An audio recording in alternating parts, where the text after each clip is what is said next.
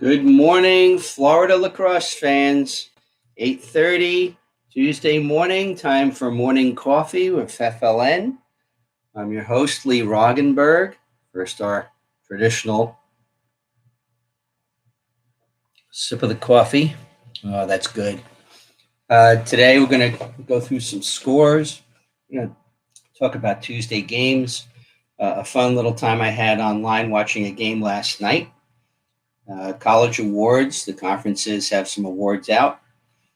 And we're going to take a deep dive into Mitchell High School on the boys' side, a team that finally lost their first game yesterday and is sort of a good dive for me to do to get to know the team better, but to also sort of point out what the next steps for the program obviously are going to be. So let's, first of all, start with last night's results. Eastridge with a 6-5 win over Trinity Prep. Pasco 6-5 over Land O'Lakes. Coral Shores with the 11-9 win over St. Brendan. Bloomingdale 9-8 over Durant. Jupiter of a 15-5 win over Oxbridge. Oxbridge is falling off a little bit as the season goes on. Jupiter's kind of quietly gone along with their business after their COVID suspension and is now really cranking it up, it looks like. Flagler Palm Coast with the 11-4 win over Matanzas. Winter Springs 15-10 over Freedom. And Lake Brantley coming back after their last win of a 14-6 win over Dr. Phillips. Montverde, Calvary Christian Tampa, Melbourne Central, Plant, Windermere, Timber Creek, Boone, St. Augustine, St. John Paul II, Spanish River, and Gulf Breeze, all with easy wins last night. Forest High in the one of the more important results of the night took Mitchell's undefeated season down with a 15-9 win. We'll come back and talk about that in a little bit. On the girls' side last night, top 15 action. You had Pinecrest with a 10-7 win over Naples.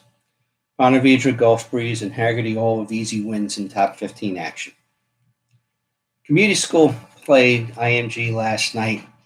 I just I'd mention this because a lot of people wonder about how I think about IMG when it comes to rankings and things like that. I can tell you that years ago, FLN had talked this out with IMG. We had made it pretty clear that they don't compete for a state title. They really see themselves as more of a national program. And there's no point in my either including them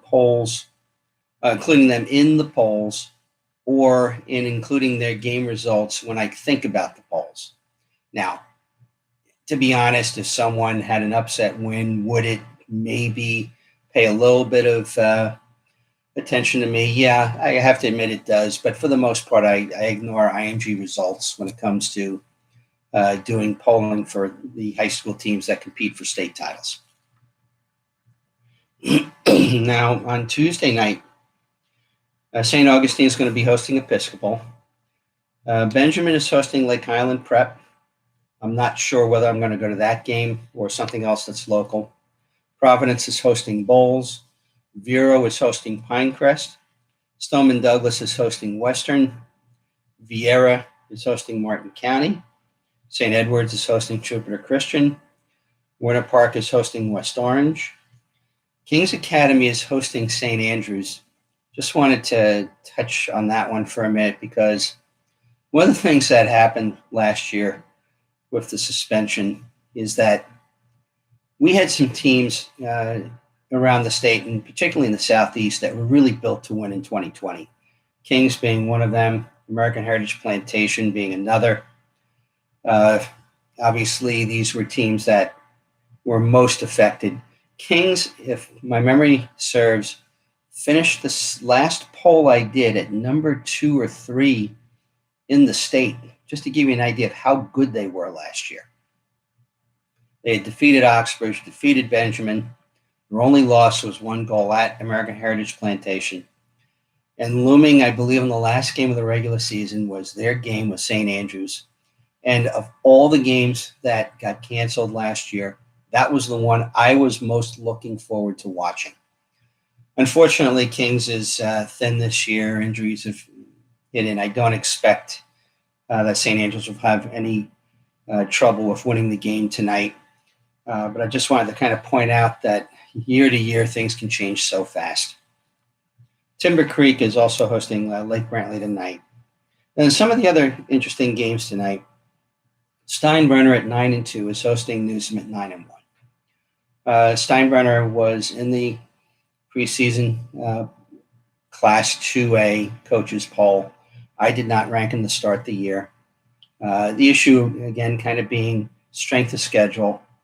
And this is obviously the type of game where if Steinbrenner wins this game, then I can all of a sudden take them certainly very seriously for polls because Newsom is a very quality team that has had a very good season. Played Plant a very close game. And so, Steinbrenner, this is your opportunity to impress. Gulf Coast is hosting Immokalee. Again, I don't expect Immokalee to win the game, but I'm paying close attention to how close the game is and how long they can keep it close. Gulf Coast is one of the better kept secrets in the state of Florida in Trace Davidson, who is a University of Maryland commit. If you've seen the highlight videos, he's absolutely one of the best in the state. An Under Armour All-American shortlist invitation, potentially to the national All-Star game that Under Armour puts on with Corrigan Sports. And another interesting game is Haggerty is hosting Lake Mary. Haggerty's got a great record. I've not ranked them yet, and the main reason being, again, strength of schedule. This is finally their opportunity to make their statement against the Lake Mary team that's looking to rebound off their first loss of the year. And we'll just pay attention for that one. On the girls' side tonight, Steinbrenner is hosting Newsom. Steinbrenner coming off their 5-4 loss to Haggerty in a game that I think was very surprising for the lack of goal scoring given what Steinbrenner has accomplished all year. Great chance for them to rebound of another top 15 matchup right away. So we'll see how they respond. Vero is hosting Haggerty. That, again, should be a very interesting matchup. Can Haggerty take down a second top 15 team in a row? American Heritage Delray is hosting Stoneman. Trinity Prep is hosting Lake Highland Prep. I suspect the number 1 and number 2 teams ranked in the state will have no issue there. And then, again, just like on the boys' side, on the girls' side, sometimes you have these schools with great records. You don't really have a good feel for them. But we have one tonight that will sort of give me a little bit more insight. Palm Beach Central at 10-0 is traveling to Calvary Christian in Fort Lauderdale, who's 4-1. Again, want to kind of see who gets the better of whom in this one and start to think about polling considerations depending on the result. Last night, as I was doing the polls article, again, I apologize for the one-day delay. Just couldn't get it going on Sunday. And I found that the Brevard Sports Network televises their high school games on Facebook Live. Very high quality filming of the broadcast. I got to tell you, I'm always amazed at how much better the quality of the video is than what a lot of us are stuck with the NFHS package that just is so blurry, is one camera, doesn't always do a great job of following the ball. I don't know if it's a money thing and just the cameras that have been provided are not good enough or the broadcast signal is weak. Maybe someone with more technical skills than me can explain this. But when I see a game last night on Brevard, and it's so much better than what the national provider of these games can provide, I just don't understand it.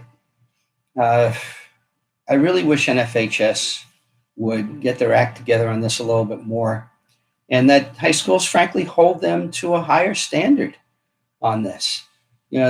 These are not particularly difficult broadcasts anymore to do in quality. For those who have seen some of my videos done on the iPhone, some of them are better quality than what NFHS puts out. So let's get that going. And one of the fun things about watching on Facebook Live is that you get to comment on the side during the game. And I commented to the announcer, who was not familiar with us, about how I was checking in to watch, and then I had enjoyed my time Friday night in Cocoa Beach. There was a Cocoa Beach away game against Holy Trinity. One of the reasons I watched is I wanted to get a feel for Holy Trinity and whether or not they were improving to the point where they could be ranked. It was a very nice game. The announcer did a very nice job. And again, new friendships, new relationships can grow out of this. And he's promised to get in touch. And hopefully he's watching this morning. He mentioned he was going to try to watch it this morning. So I hope you're out there watching. Drop me an email, lee@floridalacrossenews.com. And everyone who has a question, please go ahead and do that.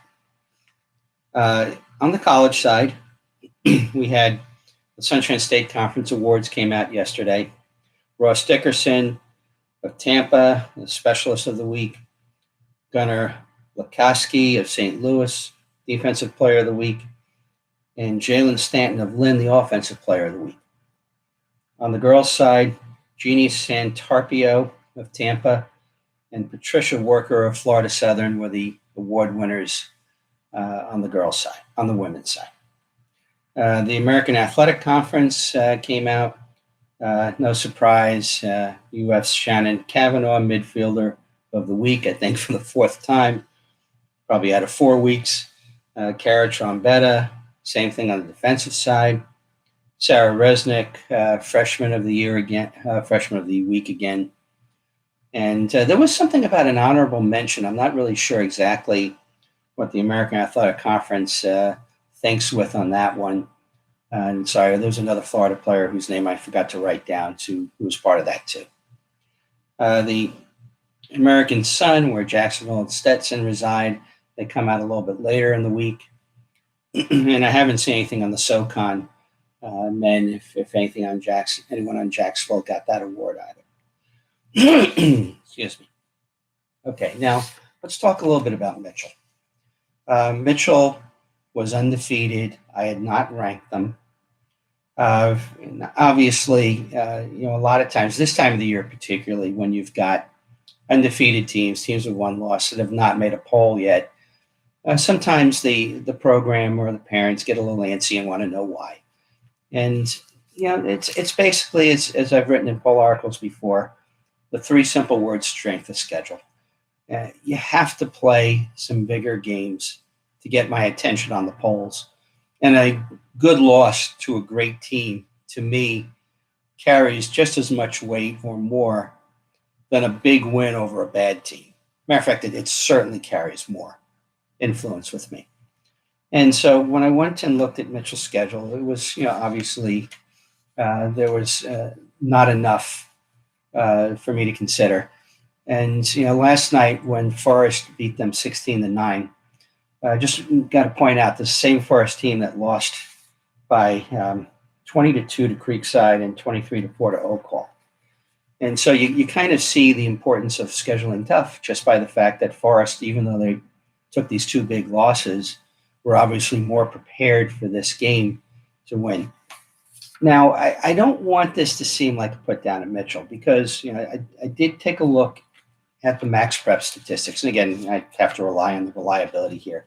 And there's certainly an awful lot of positives that I found when I looked at this. One of the interesting things, it's a pretty young team. Only one senior, Andrew Allen, that contributes a lot offensively. But the other point scorers, Nick Villicana is a sophomore, Chris Farini is a sophomore, Colson Williams is a junior. Charlie Fisher, who's a sophomore, who's listed as a long stick mini, but produces an awful lot in a well-rounded way. 10 goals and 6 assists, 80 ground balls. He actually takes a decent chunk of the faceoffs. He's at 54% for the year. Sophomore starting goalie, Jamison Clark, with a nearly 700 save percentage, although obviously that's a little inflated based on the competition. The team only does about 54%, 55% total at the faceoffs. Again, as you get up in quality, you're going to try to hope that 55% holds when you're playing the better teams. But one thing that I think that obviously the coaches are probably harping on is that the team takes 8 penalties on average a game, and you just can't do that as you move up in competition. A little bit more discipline on the defensive side for that, obviously. So I just want to let people know Ethan Quinlan's squad is young. It's winning the games it's supposed to win. It's probably, as the old SNL term went, not quite ready for prime time. And I hope that next year we see at least 3 or 4 quality opponents on the schedule so that the kids can kind of get a feel for what it's really going to take. This is a sport that you work your way up the ladder and you get the attention not only of Upholster but of the other established programs by competing at the higher level. And it's not as hard as you'd think. I know they're in Newport Richey. It's a little bit of a difficult travel at times for them for road games. It's not, but there are enough quality programs. Certainly you can go play a Berkeley Prep. Certainly you can go play a Tampa Jesuit if they'll agree. Yeah, there's plenty of opportunities there to beef up the schedule. And I hope you do so. I had this situation with Vieira 3 years ago. I talked about in the polls that I wasn't ranking an undefeated team. Some of the parents actually got in contact with then, head coach Charlie Crawford and kind of pushed him. We helped arrange a home and home for the next 2 years with St. Thomas. The first time they obviously got spanked pretty good, but that's your learning experience. That's how it works in this sport. And now Vieira is actually in my top 15 this year. And they have a win over Bishop Moore. And they defeated Melbourne Central Catholic. And their only loss is to Lake Brantley, which is ranked above them. So, these are the things. It's okay to take a step back with your record if your program develops and becomes much more established over a longer period of time, over the long run, by taking some lumps early and learning what it takes. So, Mitchell, I just wanted to let you know I'm keeping an eye. I'm hoping you go even further next year. You've got some great young talent, and we'll be all watching here. Okay, this is Lee Roggenberg, Florida Lacrosse News. Go out and watch a game tonight, and thank you for joining us.